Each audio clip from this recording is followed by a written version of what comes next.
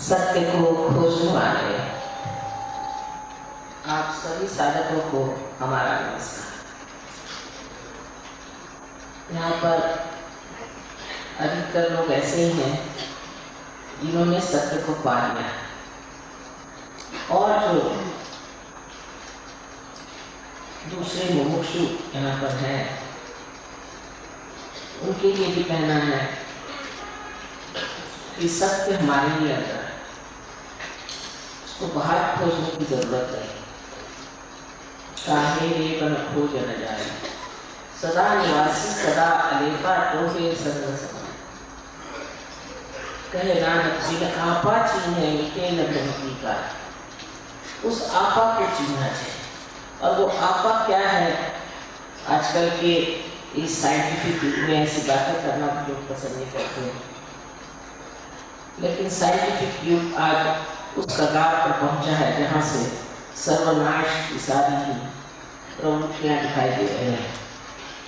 उस वक्त मनुष्य पीछे मुड़ कर देखता है कि आखिर हम जा कहाँ रहे हैं, गलती क्या हो गई। गलती यही हुई है कि हमने अपने को पहचाना नहीं, अपने को जाना नहीं, अपनी शक्तियों को पाया नहीं, हमारे अंदर जो गौरवपूर्ण है उसे हमने अपनाया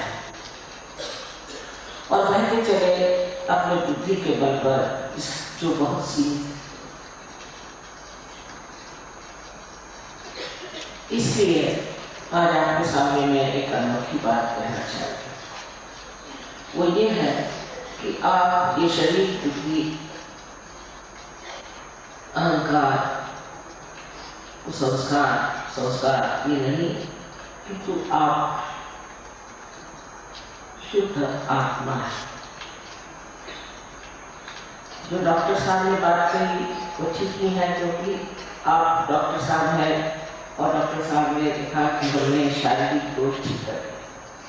हालांकि हमने कुछ किया नहीं, कि आपकी अपनी कुंडलिनी है जो जागृत हो गई और उसने आपको ये शक्ति दे दी कि आप स्वस्थ हो जाए, ठीक हो। जो बात सही है कि बहुत से डिजीजेज ऐसी, बीमारियां ऐसी हैं जिनके लिए कहते हो असाध्य है, इनक्योरेबल है, लेकिन वो क्यों है? इसकी वजह ये भी है कि मेडिकल साइंस जो है वो सिर्फ शरीर से ही रिश्ता रखता है और साइकोलॉजी जो है वो मन से रिश्ता रखता है। साइकोलॉजी का साइंस अभी तक बहुत कम बड़ा हुआ है, उसको सब चाइल्ड साइंस कहते हैं, और जो शरीर का साइंस है वो भी मेरे विचार से बहुत सीमित ही है। लेकिन मनुष्य सिर्फ शरीर और मन ही नहीं, इससे परे आत्मा भी। अगर सिर्फ शरीर की बीमारी में मतलब तो ठीक है, किसी को चोट लग गई, किसी को शरीर में कोई दुख हो गया, तकलीफ हो गया, लेकिन मन की बीमारी और शरीर की बीमारी जो साइकोसोमैटिक कहते हैं, ऐसा जब इलाज होता है, कॉम्बिनेशन होता है, तब बीमारियां बिल्कुल असाध्य हो जाती हैं। क्योंकि अपने आप जानते हैं कितना स्पेशलाइजेशन है कि एक आंख के लिए अलग डॉक्टर, दूसरे आंख के लिए अलग डॉक्टर। तो इसे कहना चाहिए कि अनेक तरह के मिलान से इस तरह परम्यूटेशंस और कॉम्बिनेशंस होते हैं, उससे जो बीमारियां होती हैं वो असाध्य हो जाती हैं। और इनको ठीक करने का कोई ना कोई सुपर पावर होनी चाहिए जो इन्हें ठीक कर सकते, क्योंकि दोनों तरफ इसका हाथ चल सकता।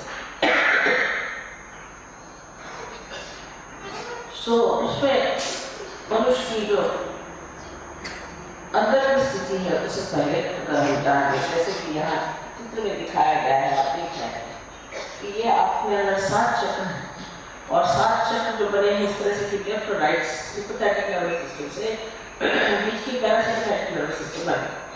अब आप जब चाहे तब आप सिंपैथेटिक नर्वस सिस्टम को इस्तेमाल कर सकते हैं। जैसे आप दौड़ रहे हैं, दौड़ते वक्त आप अपने हृदय के जो टोके हैं उनको बढ़ा सकते हैं, लेकिन अपने आप नहीं पैरासिम्पैथेटिक नर्वस सिस्टम काम करता है।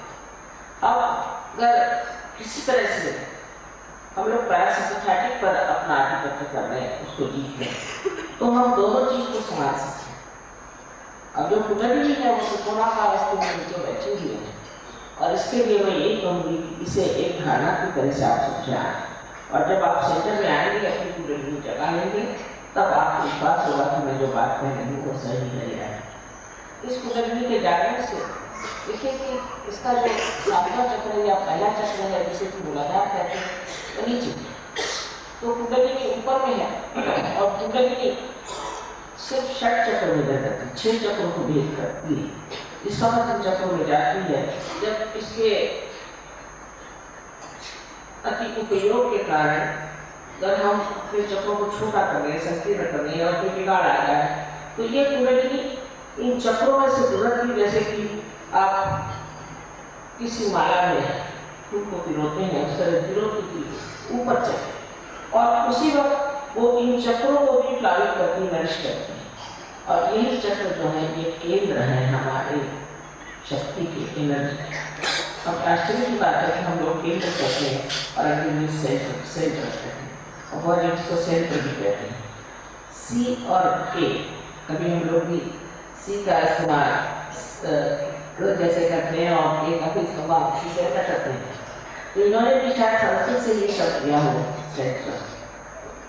ये जो सेंटर है जो केंद्र है, इन केंद्रों को बुलाती है और उनको वो नरिश करती है। अब एक जीवन प्रक्रिया है, कुंडलिनी का जागरण एक जीवन प्रक्रिया है। इस तरह किसी बीज को आप जमीन में बो देते हैं, वो अपने आप स्पॉन्टेनियसली सहज में ही उगाता है।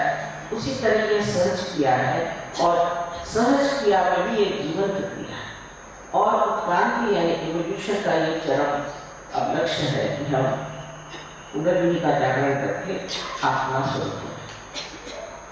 क्योंकि अगर मनुष्य स्थिति में अगर आप रहें तो अभी आपने उस एक में सत्य को पाया है, तब पाया होता तो कोई झगड़े होते नहीं, कोई परेशानी नहीं होती, लड़ाइयाँ नहीं होती, हर एक आदमी हर एक चीज के बारे में अलग अलग चीज कैसे। इसकी वजह है कि एक में वो सत्य जो है उसे पाया। अब यहाँ आप जानते हैं 55 से कहा जाए 56 देश के बाहर से और एक देश अपना मिला के 56 देश के लोग हैं। इनमें कोई झगड़ा नहीं, कोई ईर्ष्या नहीं, कोई द्वेष नहीं है, कोई इस तरह की बुराइयां नहीं है, कुछ प्रेम के आंदोलन में बैठे। ये सब कैसे हुआ? क्योंकि सबके अंदर एक ही आत्मा थी और उस आत्मा के प्रकाश में सब एक दूसरों को एक जैसा ही थे। ये आत्मा जो है ये परमात्मा का एक प्रतिबिंब है। आजकल के जमाने में तो लोग सिवाय साइंस और पैसे के किसी चीज को जानते ही नहीं, मानते भी नहीं। लेकिन समझने की बात है कि अगर यही सब कुछ हो जाता तो आज अपना संसार कितना सुखी होना चाहिए था।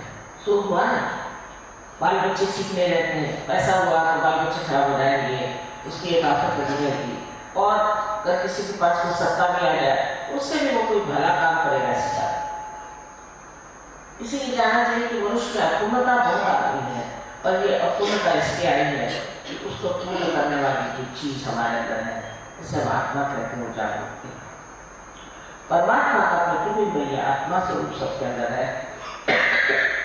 बस यही है कि वो साक्षी रूप होकर के हमारी सब प्रक्रिया देखता है और इन गतिविधियों को देखते हुए वो सिर्फ जानता है, लेकिन अभी तक अपने प्रकाश उसने हमारे चित्त में फैला है।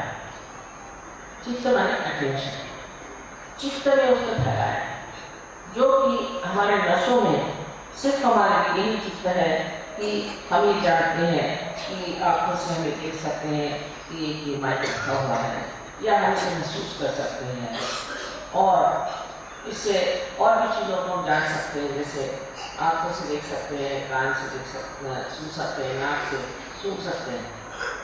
किंतु चारों तरफ फैली हुई एक ईश्वर की शक्ति सर्वव्यापी है। इसको चैतन्य कहते हैं, इसको रूप कहते हैं। ये जो जितने भी कार्य जो कितने सुंदर फूल हैं, एक छोटे से बीज से या पौधे से कितने सुंदर फूल निकल आए, ये कैसे आए हम सोचते भी नहीं, या कैसे बने इसे हम सोचते भी नहीं। वो सोचते नहीं, हम सोचते बस हम चीज का इंसान बन गए तो बहुत। ब्रेकलेस से करें, इधर आप ध्यान दें, अगर आप गंभीरतापूर्वक सोचें तो ये किसी न किसी वजह से बनी है। और ये वजह ये है, अब मनुष्य चेतना से ऊपर एक चेतना जो आत्मा की चेतना है उसे हमें प्राप्त है। और वो जब चेतना हमारे शरीर को चेतित करती है तो हमारे अटेंशन में, हमारे चित्त में उसका प्रकाश आ जाता है और हम नस नस में उसको महसूस करते हैं। तब हम जान सकते हैं कि चारों तरफ फैली हुई चैतन्य सृष्टि है, ऐसी ठंडी ठंडी हवा हाथ में आने जाती है। और सर के चारों भाग से भी आप देखते हैं कि कुंडलिनी जब ब्रह्मांड को यानी तारे को छेड़ती है तब हम जानते हैं कि ठंडी ठंडी से हवा है।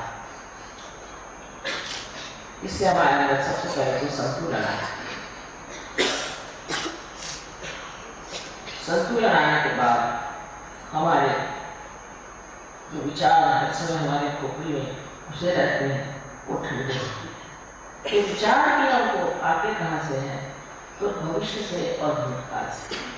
हम आज वर्तमान में इस वक्त कहाँ है ये विचार नहीं है, क्योंकि उसमें विचार ही है। इसका तो कुंडलिनी का जागरण हो जाता है, तब आप बराबर वर्तमान में आ जाते हैं विचार। इसे विचार समाधि कही है जो कि हठ योग है।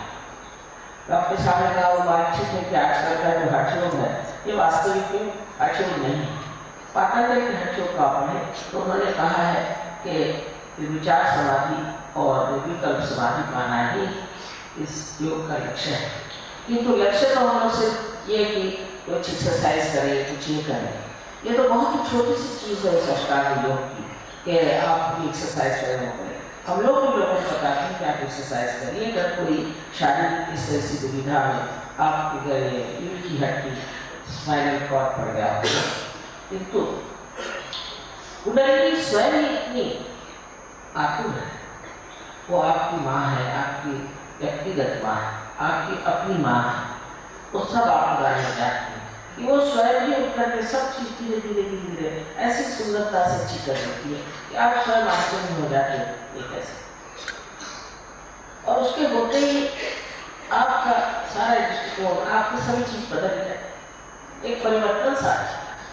अरे पहले का जीवन प्रक्रिया है, इस पर जबरदस्ती नहीं कर सकते। एक जीवन प्रक्रिया है, जैसे कि ये इंस्ट्रूमेंट है, जब तक इसको आप मेन से नहीं लगाएंगे इसका कोई अर्थ नहीं निकलता। उसी प्रकार जब तक हमारा संबंध इस मेन से न हो, ये चारों तरफ फैली हुई चैतन्य की सृष्टि से हमारा संबंध न हो, इसे हठ योग में ऋतुमरा प्रज्ञा कहा जाता है, तब तक हमारा भी कोई अर्थ नहीं। लेकिन ये होते ही अनेक चीजें हमारे अंदर हो जाती है। डॉक्टर साहब ने बताया कि असाध्य हो जाता है, और उसके बाद में आपकी मानसिक स्थिति ठीक हो जाती है, संतुलन में आप आ जाते हैं, साक्षी स्वरूप तो आपका रहता है, लक्ष्मी तत्व भी आपको जागृत हो जाता है, अनेक तरह की चीजें हो जाती हैं। लेकिन ये सब जो है ये महत्वपूर्ण है।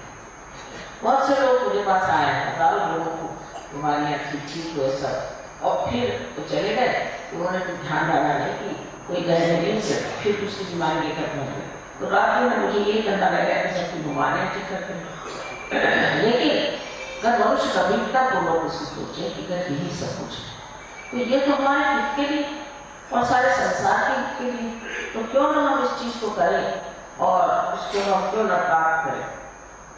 रोटेरियंस के जीवन पे एक तरह से बहुत आशा थी जमाने में, पता नहीं क्या कहें उनको आगे के लिए, किंतु मैं संस्कृति की उन्होंने चक्र को ही अपना सिंबल माना है और उसका रोटेट करना ही विशेष माना है। ये बहुत बड़ी बात है। लेकिन उस सिंबल को मानते हुए हम लोग क्या हमारे चक्रों की ओर नजर करते हैं, कैसे इसीलिए चक्र खराब हो जाएंगे तो फिर शारीरिक, मानसिक और बौद्धिक अनेक प्रश्न ऐसे आपके सामने खड़े हो जाएंगे कि लोग कहेंगे असाध्य, इसका कोई सोल्यूशन है। किंतु जब कुंडलिनी का जागरण हो जाएगा और आप आत्मा स्वरूप हो करके उस प्रकाश में अपने को देखेंगे तो हर चीज का सोल्यूशन, हर चीज की कार्य प्रणाली आप समझ सकते हैं। उससे जो योग है, जैसे टीएम के बारे में बताया, मैं बिल्कुल नहीं मानती हूँ और इस तरह की बहुत सारे जादू करते रहते लोग, ये तो सब बेकार की चीजें हैं, क्योंकि उसकी जो कार्य प्रणाली है, इसे मोडस ऑपरेंडी कहना चाहिए। वो बोल के बता सकते कैसे, वो बताए कैसे होता है। पर यहाँ तो हमसे बता सकते हैं कि कुंडलिनी का जागरण कैसा होता है, कौन सा चक्र है, और उसका प्रमाण, उसका सबका प्रमाण। आप आश्चर्य करेंगे इतना ये प्रमाण युक्त है कि इससे ज्यादा साइंस में आपको प्रमाण नहीं मिल सकता। एकदम सुखाना चाहिए कि परफेक्ट इसका आप उदाहरण दे सकें।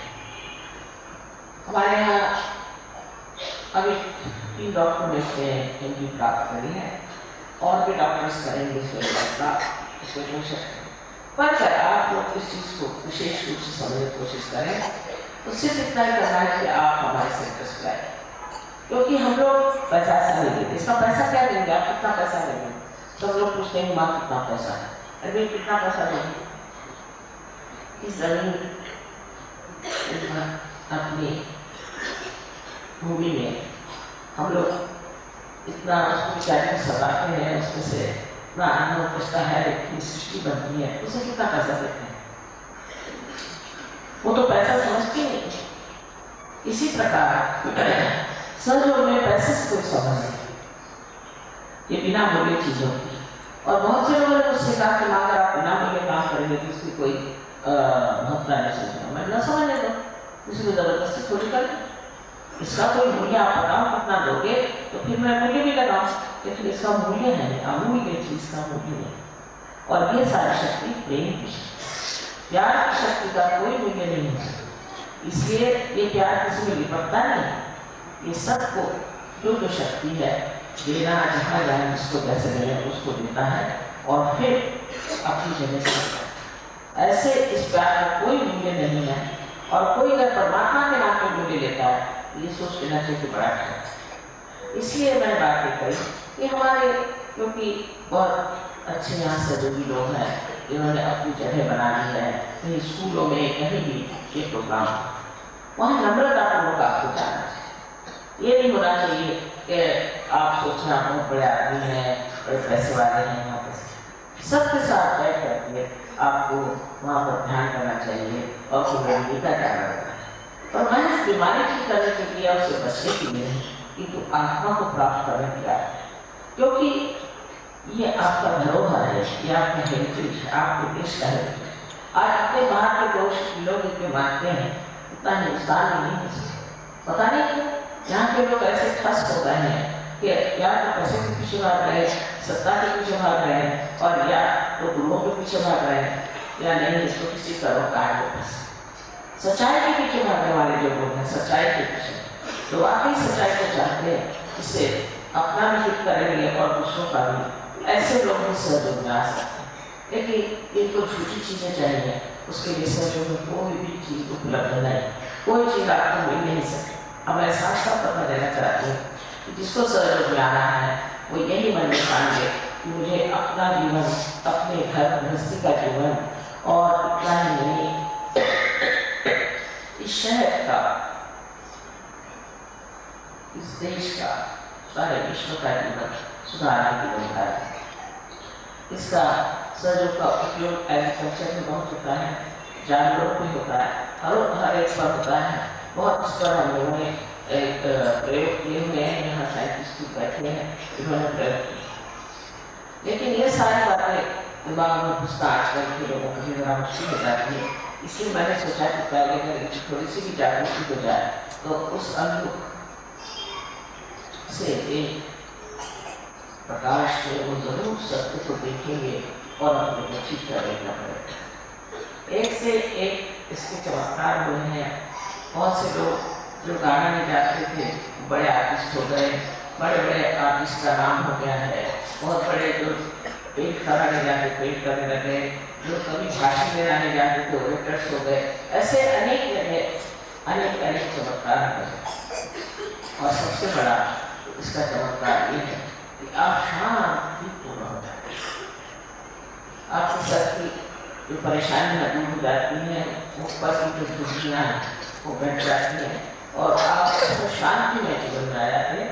और उस शांति में जीवन में आकर के आप एक आनंद के साथ,